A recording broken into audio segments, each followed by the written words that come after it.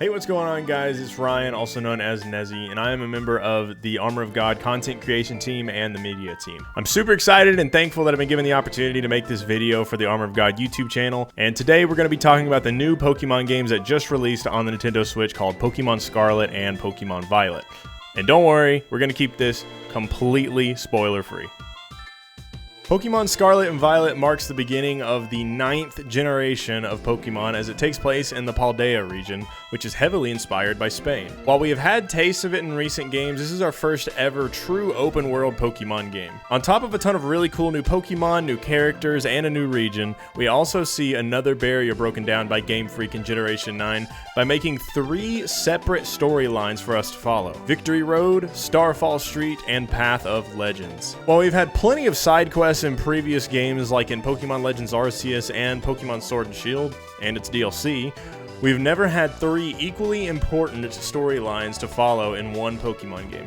However, that only just barely scratches the surface on what all these games have to offer. So if you're interested in picking it up, I highly recommend doing a little bit of research to see what all these games have to offer in terms of new features and things like that. Now that we've gone over the basis of Pokemon Scarlet and Violet, I brought in Manure Cannon and Psychotic Gamer, 2 members of the AOG content creation team, to discuss the new Pokemon games and to talk about our adventures so far through the Paldea region. I'll see you guys at the end of the video as I give you my final thoughts after beating the game. Overall thoughts, just briefly, just tell us what you think about the game. What's the biggest points for you, biggest hit points? Personally, I think it has a lot of potential to be one of the best Pokemon games. Put the technicalities aside, I think at its core, concepts, execution, story, plot, everything overall, the exploration, the open world. I've been talking about open world since Sword and Shield first launched with the wild area. I remember strictly being in a stream saying, "Wow, this wild area is so cool. I would love if they did a whole game open world." So I'm incredibly stoked on this, and I think it was executed well. Um, there's not a dense population of Pokemon in one area, and the rest of it is empty. I think they executed the open world mechanics, and it feels alive. It feels like, personally, again, technical things aside, I'm not talking about that stuff. I'm talking about at its core. I do think we finally have a Pokemon game that is comparable to Breath of the Wild. In terms of open world, I have just as much fun exploring open world in this game as I did in Zelda. So I think that's a really big plus. Could it have been executed better? Yes, I really do think so. Is the render distance a little bit scuffed? Absolutely. But I think that also comes with the amount of moving parts within the game. I think they are limited by having Pokemon be alive. I think they have to cut back on the render distance and how things look at a far range. Breath of the Wild kind of had, they had a lot better render distance, but at the same time, there was also like specific camps with enemies, and in between, you'd run into a pack of horses here and there, but ultimately there wasn't, 20 to 30 Pokemon around you moving and interacting at the same time like there was in Pokemon. So overall, I think it's really good. Technical things, I haven't run into too many myself. I had my game crash, I think, twice, but I was after I played for multiple hours. So the memory kind of filled up. Um, and I haven't had any game breaking bugs personally. So I think it's a great game overall. Overall, like just based off my experience so far, I think it's a great game. Like you said, it's got a lot of potential. I definitely room to grow as well going into the future with Pokemon. I love the whole aspect of just riding around and just seeing all the different Pokemon just kind of like in their own environment, seeing how they interact with each other and everything. Aside from all the bugs and glitches and stuff like that, I think that's just something they'll eventually come out with a patch. I'm sure they're probably working on it at this moment just because of how negative it's getting out there about that. But overall, I've really enjoyed the game. The story has been really really good so far up to where I'm at.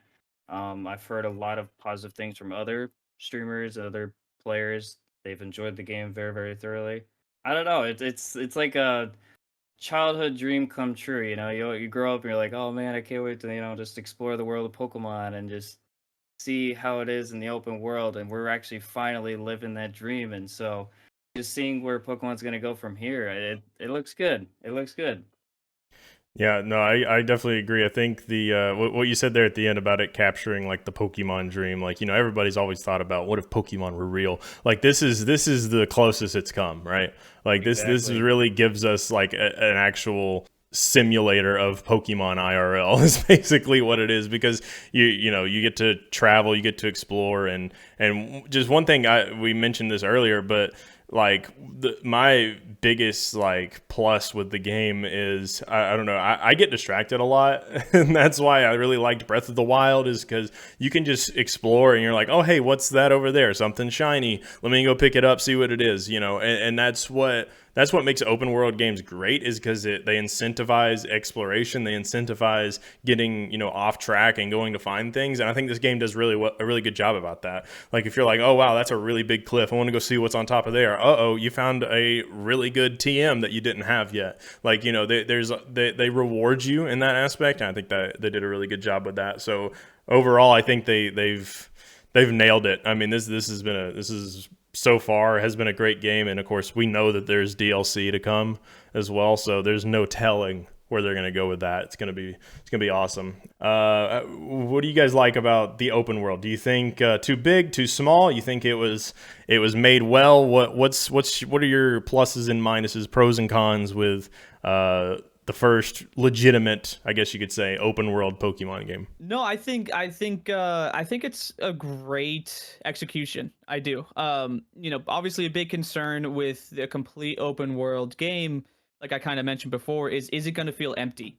Is it going to feel like it's worth exploring? Does it feel alive? And I truly do think that it feels alive. Especially one of my favorite mechanics is the idea with that apologize if this might be spoilers, but Ditto and Zora, their mechanics. If you know what it is, do you guys, should I say it? Yes.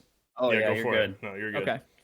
So with Ditto and Zora, they are disguised as other Pokemon in the overworld, and that's something we've never seen before. We've always just caught a Ditto that would transform. So it feels so alive, and it feels like Pokemon have personalities more so than ever before. In terms of the size of the map, I think it's a fair size. I don't think it's too big. I feel like when I first look at the map, I'm like, wow, this looks ginormous. But then as I'm exploring, I'm like, oh, okay, things are a little bit closer than I thought they were, but not too close. I feel like it's easy to maneuver and accessible, I guess is the best way to say it. Um, I really do think it's the best open world. In terms of the progression of the game, I will say that I have a little bit of a gripe with it, but only in the fact that, you know, they say it's open world and you can explore your path in any way you want, but I did feel like there was a specific linear path that you kind of had to go down, unless the one exception that which I did personally, was I pursued the mobility, the Titans, in order to increase my mobility so that I could access anything. So it is like you could go in any direction you want, but at the same time, I feel like you're kind of limited in, okay, I have to get this movement so I can scale this wall to get over there. Because I remember one point I tried to go to another town and just on my ride, and I couldn't get through because there was a team star battle there. So I was forced to either progress to get my movement so I can go around it, or I can do the team star battle. So that's one thing that, you know, I think they could have done better. That, but at the same time, that is still true to Pokemon. So, you know, devil's advocate, I understand why they did it, because, you know, that's how Pokemon is. Yeah, no, that's a good point. I really think that, like, even though it is open world, go wherever you want, there's still a template. There's still kind of like, you know, you don't want to go through, you know, this number of gyms without doing one team star base. Like you have to kind of pick and choose as you go. Everybody's probably, no, not probably, no one is probably going to go in the exact same order unless they looked it up and said, okay, this is the optimal order of how to do everything. So like there's a whole bunch of variation here and there, but it's not massive, you know, and the reason for that is because there is no level scaling, which I kind of do wish they would have done that. But for the open world aspect, I mean, everything is quote unquote accessible at the beginning. So like that's, to me, that you know, I don't have a complaint about it. I don't really have any, and it seems like we're all kind of in agreement on that. It's not a, it's they delivered on it for the most part. I think they hit it with the whole open world exploration part. I think with Legends Arceus, we kind of got a little bit of a taste of what Pokemon would be with an open world, and then this was kind of that next stepping stone for them. So with how they're seeing how the game has come out since day one, any like again going back to the little glitches and patches they got to bring in, but they're now seeing all of this right like happen right now for them. So now they kind of get an idea of like, okay, so where can we go from there? So now we kind of can see potentially see maybe the map expand even more going into future games, like maybe one big thing for me, I would love to be able to play like Pokemon Heart Gold as a full like exploration, be able to go from Kanto to Johto or vice versa, and just be able to explore that whole area and kind of like live what we're going through right now with Scarlet and Violet for that region. I think that would be amazing, just how big that game is in general. Again, they did kind of limit it with exploration a little bit with our ride Pokemon. You had to beat certain Titans before you can go to certain areas of the map. Level scaling that would have been huge. I think that was a little bit of a disappointment, but again, that's Pokemon for for some things. Um, but otherwise, like I've been thoroughly enjoying it, exploring the map. Like I've spent like 30 hours already in this game, and I have only 3 badges. If that tells you anything, I get lost all the time, just exploring, finding new Pokemon to catch. I'm already kind of trying to shiny hunt, even though I have no shiny charm. Don't know why I'm doing that, but I'm doing it anyway. But I think they nailed it pretty good, just as like a stepping stone so far. To your point about shiny hunting, I think so. I have one. No, I know I saw you have at least one. I've And gotten 3 or 4 total so far. 4, okay, and then Psychotic has 6. Or shiny Malcombies. Yeah, so 6 total. Is that right? 6. Yeah, that sounds right. 6. Yeah. No, so 7 actually. 7. Sorry. Jeez. So with that, I mean, 30 hours, 7 shinies. You think that shiny odds are a little too overpowered here? Is it too easy? I don't want to say it's too overpowered. The only reason I have the 4 shiny Melcomies to begin with is with the mass outbreaks. There has been a method that comes out with the picnic method, is what they're calling it. So if you defeat 6 Pokemon at an outbreak, or not 6, I'm sorry, 60 Pokemon at an outbreak, you'll have your best shiny odds, I guess is what they're saying. I guess I can confirm it with my luck with that.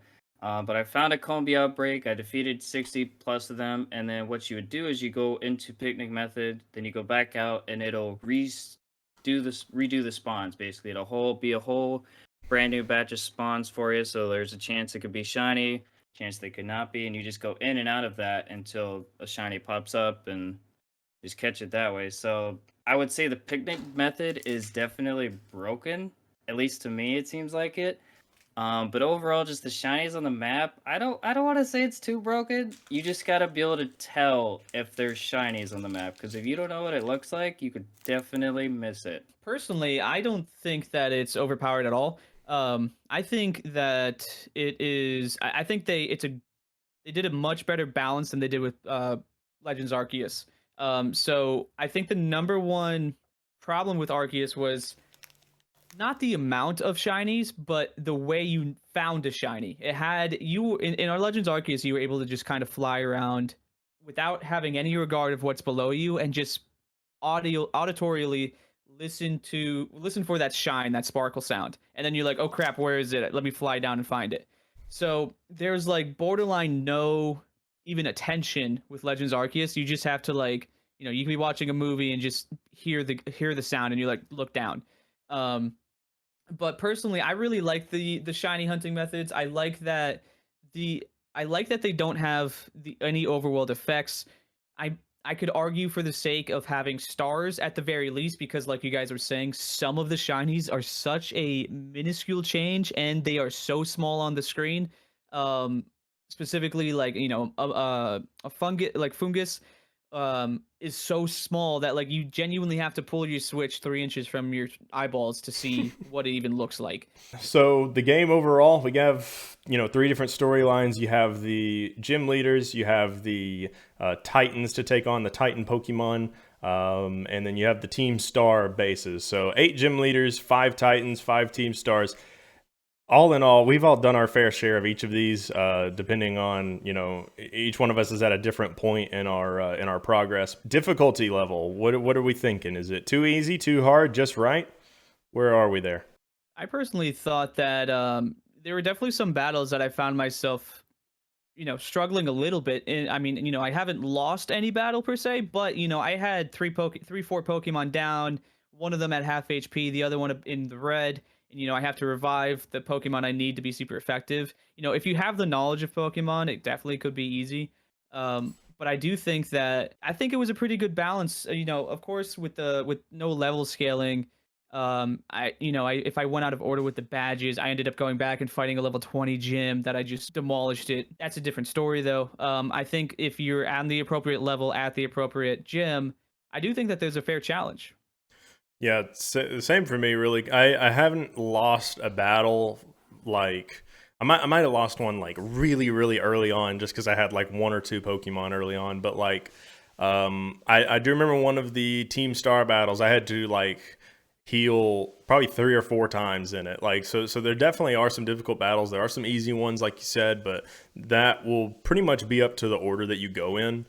So it's probably a good idea to look up and find, you know, what order have other people gone in, what do they recommend, check the levels of the gym leaders and the Titan Pokemon and the Team Star bases and things like that beforehand. Yeah, Yeah. and a prime example of the difficulty especially once you get later game and it's kind of everybody's on the same, like I'm fighting level 60 Pokemon with my level 67 Pokemon.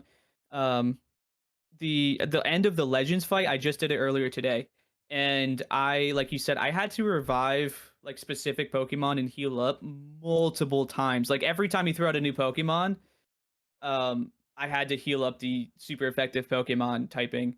And there was a point that one of his almost took out my entire team. So, I definitely think that it depends on where you're at and what level your Pokemon are. But overall, it's pretty good. I know definitely like with me right now, I haven't really struggled with anything yet, but I've also been doing a lot of just exploring and beating wild Pokemon. So my team might be a little overpowered right now, but I I do know at some point it is going to get difficult for me. So I'm definitely looking forward to that to have a little bit more of a challenge at this moment. But yeah, I from what I've heard overall, I feel like they've done a pretty good job keeping it to scale and everything. The biggest con for these Pokemon games that Twitter has done a phenomenal job of pointing out is the amount of bugs and glitches.